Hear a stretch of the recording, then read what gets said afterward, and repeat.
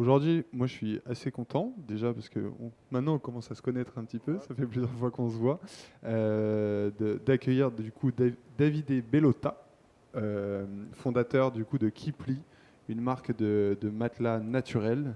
Et c'est vrai que j'ai eu l'occasion de le dire ce matin à la plénière d'ouverture. Avant que tu arrives sur le marché du matelas, avant que Keeply arrive sur le marché du matelas, moi, j'avais aucune idée qu'on dormait sur des déchets. Alors évidemment, c'est un peu provoquant, mais c'est un peu ça quand même. Euh, toi, t'es arrivé sur le marché? Pourquoi sur le matelas? Pourquoi sur le matelas naturel? Quel est, je sais pas, l'insight ou le besoin consommateur que tu avais remarqué? Alors, je pense.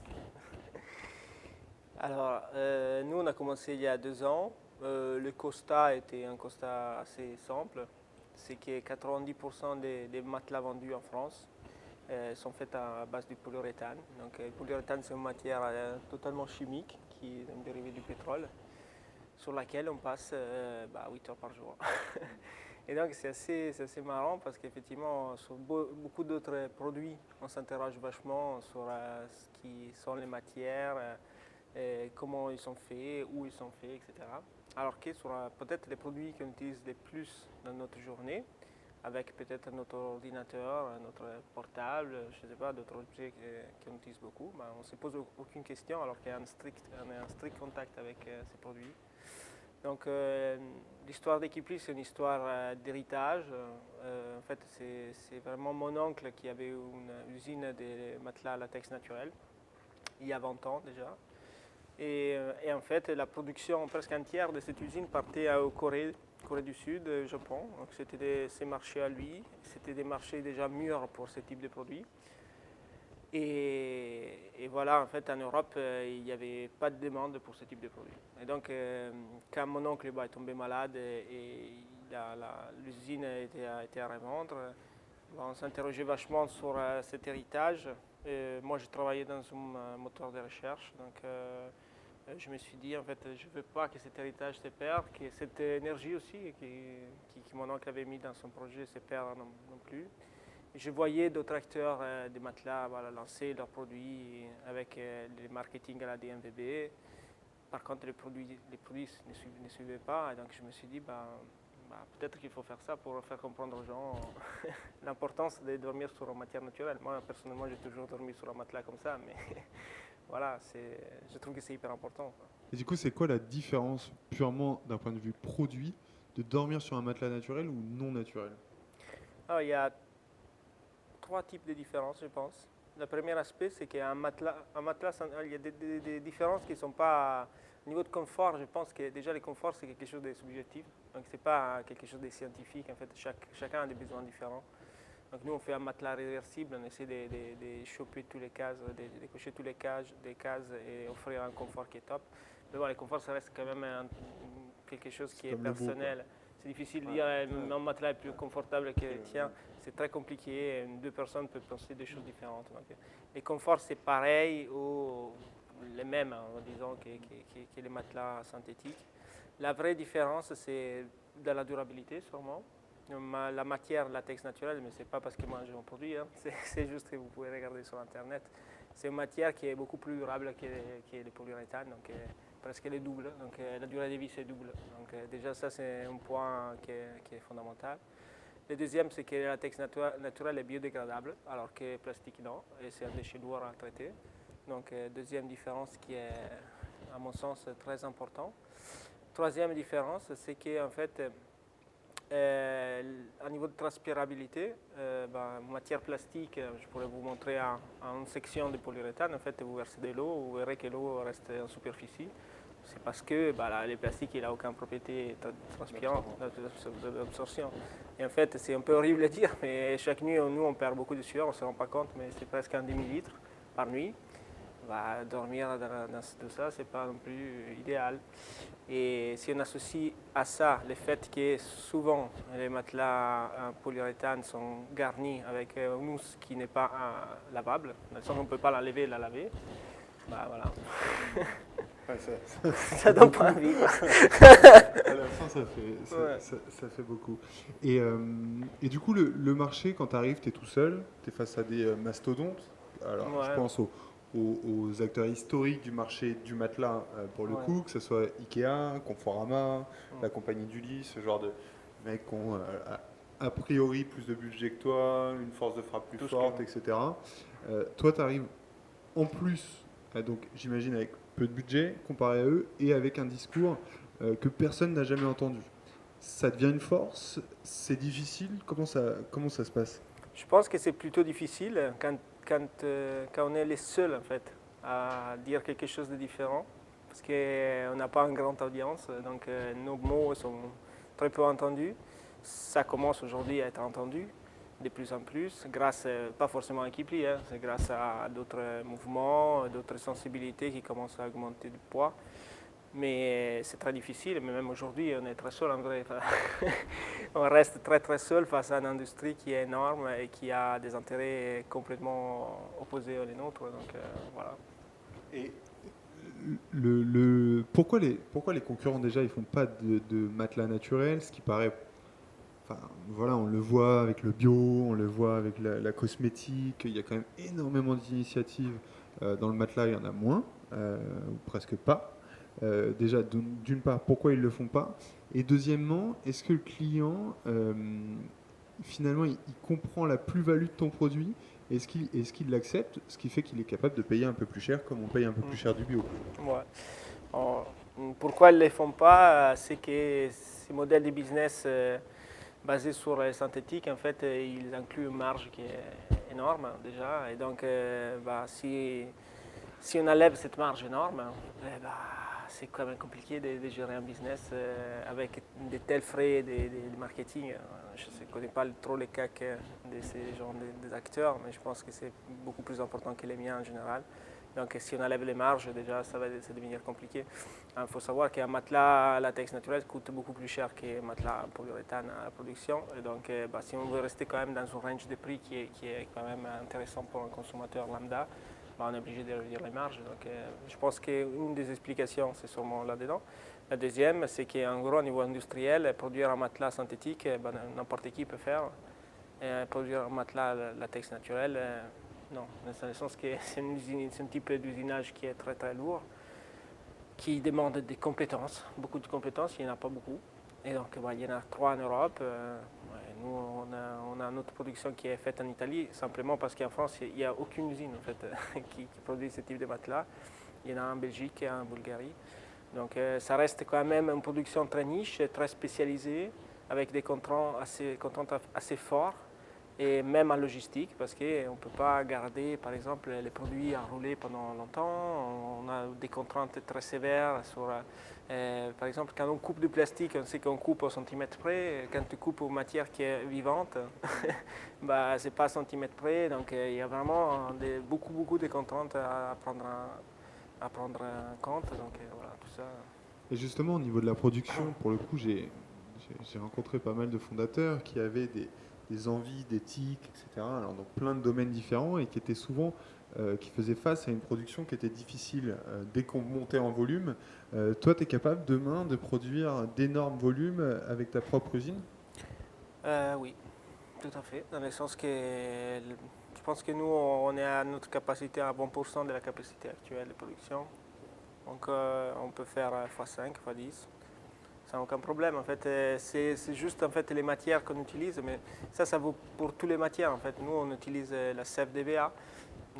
Donc, la sève d'EVA, on l'achète où il y a des forêts d'EVA. Donc, si demain tout le monde commence à consommer ce type de produit, il faudra plus de forêts d'EVA. Pour faire pousser une forêt d'EVA, il faut 7 ans pour que ça rentre en production. Donc, il y a quand même des limitations dues à la matière première. Peut-être dans les pétroles, toutes ces limitations n'existaient pas dans cette même ordre. Donc, il y a sûrement des limitations, comme c'est normal que ce soit. Mais bon, pour l'instant, pour nous, la capacité de production, ce n'est pas non plus un grand problème. Voilà. Et du coup, cette usine, c'est la tienne? C'est celle de... Alors, non. Non? Ah, ok. En fait, mon oncle il est tombé malade, il est mort malheureusement. Et donc, en gros, tous ces employés, en fait, ils ont été absorbés par une autre usine qui a repris complètement la production. Et donc, la plupart des employés de l'usine, c'est des gens qui travaillaient avant pour mon oncle. Et beaucoup de gens que je connais personnellement. Et donc, c'est une filière qui a repris. Mais ça reste une petite usine, hein, 100 personnes, voilà. Donc du coup, c'est pas toi, parce que quand tu parlais de l'entreprise de ton oncle, je me disais, est-ce qu'on va avoir la première DNVB qui a complètement internalisé en France et qui va même produire Ouais, c'est une son question que matelas. nous, on se pose énormément, en fait, c'est là. C'est juste... et je pense que la réponse, on l'a pas encore, en fait. Je pense qu'on s'interroge vachement si faire les pas vers aller même produire nous, acheter l'usine, etc. C'est juste qu'en fait, c'est un métier que quand on les connaît, en fait, ça a une complexité qui est très forte. Donc, c'est ça qui nous freine aujourd'hui, mais je t'avoue que la discussion est en cours, en fait, avec l'usine même. Voilà. J'ai eu l'occasion, moi, dans un des podcasts que j'anime, de rencontrer Ultra Premium Direct, qui fait de la nourriture pour chiens. Ouais. Et lui, son pari tout de suite, ça a été d'investir dans une usine. Donc en fait, il a fait un prêt, dans le podcast, il le dit, de 6 millions d'euros pour créer une usine. Et en se disant, ça va être mon argument finalement différenciant parce que je vais avoir des produits moins chers, où je maîtrise absolument la qualité. Et en fait, mon marketing va me coûter, enfin il a fait le pari à l'époque, moins cher parce que mon produit est meilleur et que je suis capable de le produire pour beaucoup moins cher que si je l'achète ailleurs. Et aujourd'hui, c'est une boîte qui fait 20 ou 25 millions d'euros. Il faudrait que je retrouve. Et pour le coup, c'est un vrai bon modèle, quoi. Je t'avoue qu'à 6 millions, je l'achèterais tout de suite l'usine. Mais c'est pas 6 millions. Ouais. C'est juste que c'est une ordre de grandeur qui est vraiment différent. Ouais. Voilà. Okay. Et du coup, justement, sur la partie marketing, tu disais tout à l'heure que tu as des plus petites marges que les autres. Souvent, on entend d'ailleurs ces questions de marge. Je suis jamais à l'aise avec ça parce qu'on ne comprend jamais si c'est beaucoup, pas beaucoup. Ouais. Moi, pour le coup, pour en parler avec certains consommateurs finaux, quand on parle d'une marge de x2, x2,5, ce qui est pas extraordinaire pour vivre, ils se disent waouh, c'est énorme. Ouais, mais je pense que oui, il y a aussi un manque de connaissances des marges, des types de marges qu'on a dans des différents secteurs. C'est sûr. Et justement, donc il y a ce côté petite marge entre guillemets qui te permet de faire un marketing plus léger que les autres, ou en tout cas moins bourrin. Comment tu arrives à exister malgré tout? Je pense qu'en fait, on arrive à exister grâce à un socle de personnes qui partent et qui plient autour d'eux. Ça, c'est vraiment notre socle vraiment qui fait perdurer la marque et qui fait augmenter la notoriété mois sur mois. En fait, on a des clients qui sont satisfaits, qui parlent et qui plient autour de nous. Sans eux, on ne pourrait pas exister en vrai. Ou sinon, on pourrait exister dans des dimensions vraiment non intéressantes. Voilà. Ouais, parce que tu as un problème, entre guillemets, c'est que le matelas, on ne le change pas souvent. Non. On change souvent de t-shirt, de jeans, de shampoing. Chaque 7 ans. Le matelas, un peu moins. Chaque 7 ans, on change de matelas. Du coup, notamment en marketing, le problème, c'est comment on intercepte les moments de l'achat. Très compliqué. Comment on rentre dans la considération d'achat alors que les périodes de considération durent 7 ans. Donc, soit on a des moyennes très, très importantes, soit voilà, il faut avoir des vrais ambassadeurs. Je pense que c'est ça qu'on a aujourd'hui, c'est ça qui nous permet d'arriver à ces résultats-là. Sans eux, je pense que ce serait impossible. Et du coup, est-ce qu'il y a un marketing de mis en place, une stratégie pour les faire parler de toi, ou est-ce que c'est du pur naturel et vous ne le maîtrisez pas? Disons que notre stratégie, c'est offrir un produit qui est tellement dingue que les gens ils ont envie de le partager. Je pense que c'est vraiment ça. En fait, nous, on ne fait pas des parrainages, des trucs comme ça, on ne fait rien de tout ça. En fait. On offre juste un produit qui est le max vraiment qu'on puisse fournir. Et c'est ça, en fait, qui fait que les gens parlent de nous, je pense. On les voit, moi aussi, des fois on peut penser que les reviews sont fous, etc. Et dire, tout ça, c'est mensongère et tout ça. Mais en fait, moi, quand je lis mes propres revues, celles qui tombent sur Keeply, je me dis des fois, est-ce qu'il y a quelqu'un qui est en train d'écrire des reviews faux pour... C'est juste que la satisfaction client est vraiment importante et c'est ça qui, en fait, génère l'envie aussi de la partager, je pense. Voilà. Peut-être ton directeur marketing ou ta directrice marketing. Ouais, peut-être. Par contre, il y en a du mail à inventer. Pour justifier son job, fait Ouais, des faux ouais, commentaires il ou en faut acheter faire des milliers, c'est quand même dur, hein, c'est un job. Et, euh, et du coup, donc, on a parlé produit. Ce matin, on parlait de croissance. Tu disais que tu avais fait appel à des investisseurs plutôt éthiques pour soutenir ta croissance. C'est quoi une relation, une bonne relation avec un investisseur? Comment toi, tu pitches tes valeurs, tes envies, tes idées pour que eux viennent s'aligner avec ça? Alors déjà, nous, on a choisi un fonds d'investissement éthique, donc c'est Alter Equity. Donc on a déjà éliminé, on n'a même pas considéré en fait les autres options. Donc déjà, on s'est coupé pas mal d'interlocuteurs. On a choisi Alter Equity parce qu'en fait, déjà, il nous permettait en fait d'avoir un business plan économique et un business plan extra-financier. En fait, nous, on a des primes comme dirigeants de l'entreprise qui sont basées 50% sur notre business plan économique et 50% sur notre business plan extra-financier. Donc à l'intérieur, il y a plein de paramètres. Genre, on fait un bilan carbone, on l'améliore chaque année. On met en place des dispositifs pour les employés, on les intègre dans les décisions, etc. Plein des axes en fait, qui n'ont rien à voir avec les business, c'est des axes extra-financiers. Donc déjà ça, c'était une proposition qui nous intéressait. Et de deux, au niveau de gouvernance, en fait, voilà, c'est assez souple la relation, dans le sens que nous, on partage, en fait, on joue vraiment la carte de la transparence totale. Ils ont notre business, notre reporting automatisé, les mêmes informations que nous on a, ils les ont. Donc il n'y a pas tout ce côté reporting très lourd, etc. Et avec eux aussi, la chose intéressante, c'est qu'ils nous ont permis en fait, de faire une levée de 2 millions et d'activer une tranche d'1 million et ensuite d'optionner une deuxième tranche, chose qu'on n'a pas activée parce que l'entreprise n'avait pas besoin. Et ça, c'est quand même très bien en fait parce qu'il y a beaucoup de fonds qui sont pushy dans le sens ils poussent les dirigeants pour prendre de l'argent qui peut-être ne sert à rien en fait. Et ça va juste les diluer et ça va juste mettre après des problèmes de gouvernance parce que, ou des frustrations parce que voilà, on a cédé des parts alors que finalement on n'avait pas besoin. Donc je trouve que ce mécanisme quand même était très bien et très et, comment dire, très honnête de leur part, etc. Après, les rêves de tout dirigeant, ce n'est pas d'avoir fonds d'investissement. Hein. Mon rêve aussi, c'était ça. Mais bon, après, il faut aussi être conscient qu'il y a des moments où, si on veut prendre quelques risques, dans notre cas, c'était le risque d'ouvrir une boutique à Paris. Et donc, si on veut prendre quelques risques, il faut être un peu backupé parce que, notamment, si on veut louer une boutique, il faut fournir loquer de l'argent, il faut fournir des garanties, etc. Chose qu'une jeune entreprise qui plie à 2 ans, hein, donc une jeune entreprise ne peut pas fournir, donc il faut de l'argent pour ça. Et justement, du coup, toi, tu as ouvert une boutique en plein Covid, Exactement. où les gens se masquent, enfin, au pire moment. Exactement. Pire, je pense qu'il n'y avait pas. T'aurais pu pendant les grèves, mais ça a duré Ouais, moins longtemps que le ouais, je Covid. pense. Donc là, tu ouvres une boutique dans le Marais. Oui, dans la rue du Temple, 59 rue du Temple, donc plein centre. Ouais. Et en plein Covid, oui. Donc on a commencé les La travaux. décision est prise quand d'ouvrir la boutique? Janvier, on a pris Donc, la décision. janvier, Non, là, peut-être janvier février, 2020. février Ok. 2020. Donc, Ouais. le Covid arrive Les Covid, légèrement en France, c'était léger encore. mais Ouais. tu te dis, ok. Donc là, tu décides, tu visites cette boutique, tu te dis, ok, c'est celle-ci. Ouais, en fait, on avait visité plein de boutiques avant. C'est très difficile de trouver Ouais. une bonne boutique à Paris en vrai. C'est très très complexe. Ça coûte très cher. Ça coûte cher, c'est très cher même. Ouais. Après, ça dépend combien en général aussi. Hein, Ouais.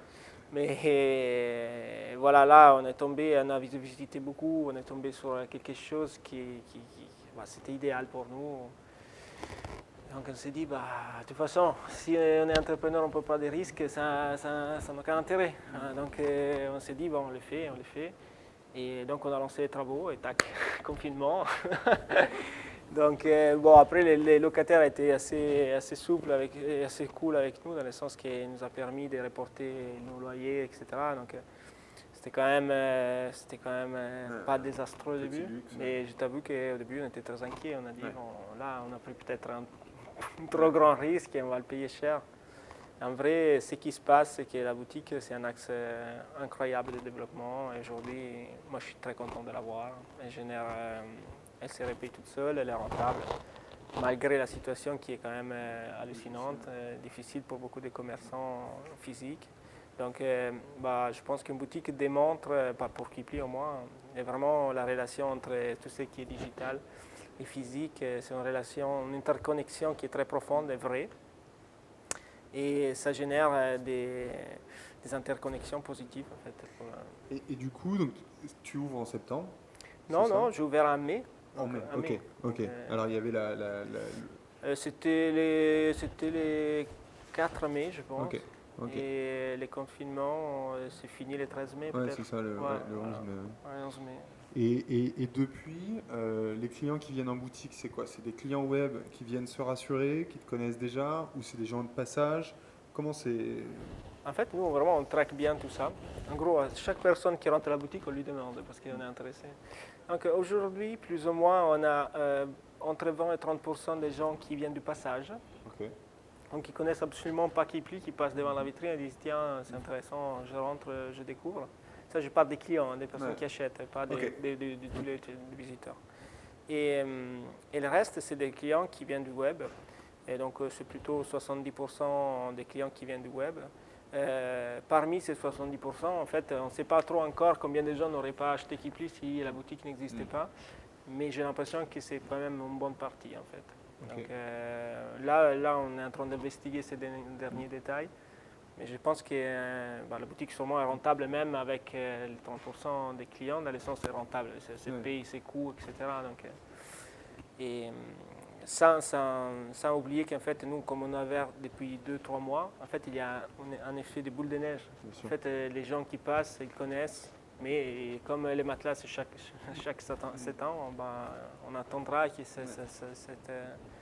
cet achat, ça mourit, et voilà. Donc, en fait, on voit vraiment une croissance mois sur mois, et ça, c'est sûr qu'il existe. Et tu vois une différence dans l'achat et dans le panier moyen entre les gens qui ne te connaissaient pas et les gens qui te connaissent? Il y a un taux de transfo plus fort sur l'un ou sur l'autre, ou ça se vaut? Ça se vaut. Donc il y a des gens qui ne te connaissent pas, qui rentrent dans ta boutique et qui repartent avec un matelas. Ne répare pas parce que tu ne peux pas repartir. Mais qui repartent avec la commande d'un matelas. Ouais. Peut-être il y a plus visites, une visite. Donc ils rentrent une première fois, ils retournent pour l'achat. Mais à niveau de panier moyen et de taux de transfo, c'est pareil, quoi. Ok, c'est surprenant, tu vois. Je me serais dit, tiens, ils rentrent, ils vont acheter La un première noyer, visite, c'est une visite d'information. Ils rentrent et disent, mais pourquoi alors, qu'est-ce qu'il y a dans mon matelas qui ne va pas? Je pense que c'est plutôt une éducation, la première visite. La deuxième, c'est l'achat. Donc, je pense que c'est une curiosité aussi qui mène les gens à demander, mais c'est quoi le problème en fait? Ouais, c'est sûr. Et du coup, est-ce que à l'inverse, tu as remarqué aussi, de par ta boutique, l'ouverture de ta boutique, un bond sur ton web? Est-ce que c'est aussi un moyen de, justement, des gens qui te voient un peu plus, une sorte de 4x3 finalement, et qui vont te chercher sur Internet et qui vont consommer? Est-ce que tu as remarqué ça ou pas? Ça, en fait, c'est très difficile à mesurer, en fait, cet impact-là. Autant la boutique, c'est plus facile parce qu'on voit les personnes demandent. Autant l'autre impact, nous on demande toujours au moment du panier ou comment ils ont connu Kipli, etc. Mais cet impact indirect, on ne sait pas trop en fait pour l'instant. Après, c'est aussi qu'il n'y a pas autant de données.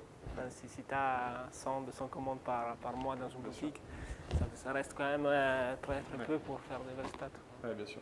Et du coup, le retail, c'est quoi pour toi? C'est un bel essai? C'est une vraie stratégie de développement? Est-ce que demain, on imagine 20, 30, 40 boutiques qui plient en France et partout en Europe? Ou est-ce que ça restera un peu du showrooming dans quelques métropoles? Vu les contextes, quand même, je dirais que la stratégie de faire 40 boutiques, ça me semble un peu risqué vu les contextes. Par contre, sûrement, on va en ouvrir d'autres. On y croit, on est à l'aise, il y a des opportunités même en ce moment parce que comme la crise amène beaucoup de fermetures, etc., trouver une boutique, c'est un peu plus simple. Donc nous, on y croit et je pense qu'on ne va pas en ouvrir beaucoup, pas 40 sûrement, comme on aurait pu faire dans une situation peut-être différente. On va en ouvrir sûrement d'autres, mais pas 40.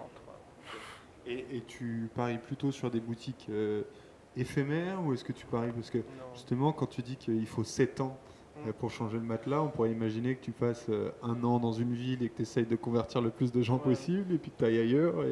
Non, non, la boutique, Non. ça ne doit pas être éphémère, justement, ça doit rester là, parce que justement, ce cycle est très très long, donc ça doit être vraiment référence, ça doit rester, pas à mon sens, vraiment figé dans un emplacement bien déterminé pendant... C'est aussi une forme de rassurer les gens, quand on dépense 1300 euros ou 1200 euros sur Internet, quand même, le fait d'avoir quelque chose de physique et qu'on sait qu'il est là, et qu'il perdure depuis longtemps, ça met les gens à l'aise aussi par rapport à tout ce qui est garanti, parce que nous, on offre une garantie de 10 ans. Et, ok, on reste quand même une entreprise qui a 2 ans, donc on peut s'interroger, est-ce que cette entreprise sera en mesure de tenir la garantie de 10 ans, si ça sera encore là dans 10 ans, etc. Donc, je pense que ça met en confiance pas mal les gens qui achètent.